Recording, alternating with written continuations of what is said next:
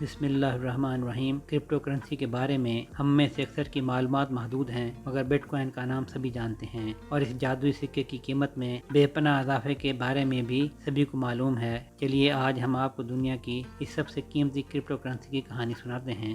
Crypto currency digital currency کو کہتے ہیں۔ یہ دنیا بھر میں مستعمل روایتی کرنسیوں جیسے ڈالر، پاؤنڈ یا روپے وغیرہ سے مختلف ہوتی ہے، کیونکہ اسے کوئی مستند مالی ادارہ کنٹرول نہیں کرتا، یعنی اس کے پیچھے کوئی اسٹیٹ بینک نہیں ہوتا اور نہ ہی اب تک کسی ملک نے اسے قانونی قرار دیا ہے۔ مگر لوگ سمجھتے ہیں کہ ایسی کرنسی جو کسی ادارے کے کنٹرول میں نہیں انہیں مالی آزادی فراہم کرتی ہے، لیکن دوسری جانب اسی وجہ سے اس کرنسی کی قدر غیر یقینی کا شکار رہتی ہے۔ کرپٹو کرنسی کی خرید و فروخت کے ساتھ وابستہ اہم اصطلاحات میں بلاک چین، والٹس، ETF وغیرہ شامل ہیں، جن کی وضاحت بھی کیے دیتے ہیں۔ بلاک چین ایک ایسی ٹیکنالوجی ہے جو نہ صرف ہر قسم کی کرپٹو کرنسی کی بنیاد ہے، بلکہ NFTs بھی اسی کے تحت چلائی جاتی ہیں۔ عام زبان میں کہا جا سکتا ہے کہ ایک کمپیوٹر اسپریڈ شیٹ ہے جس پر کرپٹو کرنسی کی خرید و فروخت درج ہوتی ہے۔ یہ خرید و فروخت بلاکس کی شکل میں شیٹ پر موجود ہوتی ہے جو چینز یعنی زنجیروں کی شکل میں ایک دوسرے سے جڑے ہوتے ہیں۔ اب ایک اصطلاح ہالوینگ کا ذکر کر لیتے ہیں۔ یہ دراصل وہ طریقہ کار ہے جس کے تحت تقریباً ہر 4 سال کے بعد کرپٹو کرنسی کی کل تعداد کو مختلف وجوہات کی بنا پر کم کر دیا جاتا ہے۔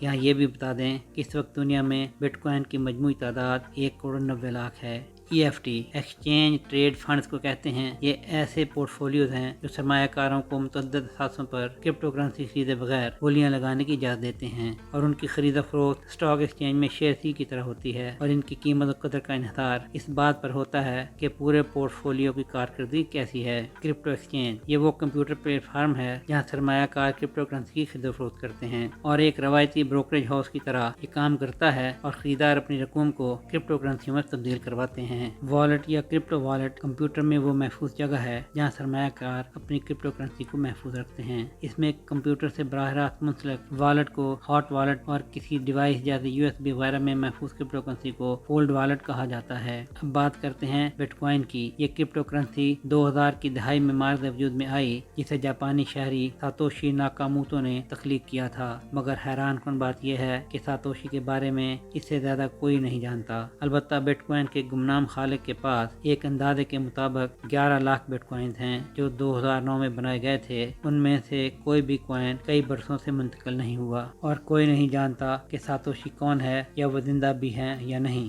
اگر وہ زندہ ہیں تو ان کے والٹ کے بارے میں اندازے درست ہیں تو اس وقت ساتوشی ناکاموتو دنیا کے 20ویں امیر ترین شخص بن چکے ہیں۔ بٹ کوائن کی قیمت اس کی تخلیق کے لگ بھگ 16 سال بعد اس وقت تاریخ کی اب تک کی بلند ترین سطح پر ہے۔ بٹ کوائن 2010 میں صرف 10 سینٹ میں فروخت ہوتا تھا، اور پچھلے 14 برسوں میں متعدد اتار چڑھاؤ دیکھنے کے بعد اب ڈونلڈ ٹرمپ کے امریکہ کا دوسرا صدارتی الیکشن جیتنے کے بعد اسے آگ لگ گئی ہے، اور پچھلے ایک ماہ کے دوران بٹ کوائن کی قیمت 5 نومبر کو $67,000 سے بڑھ کر اب $96,000 سے تجاوز کر چکی ہے۔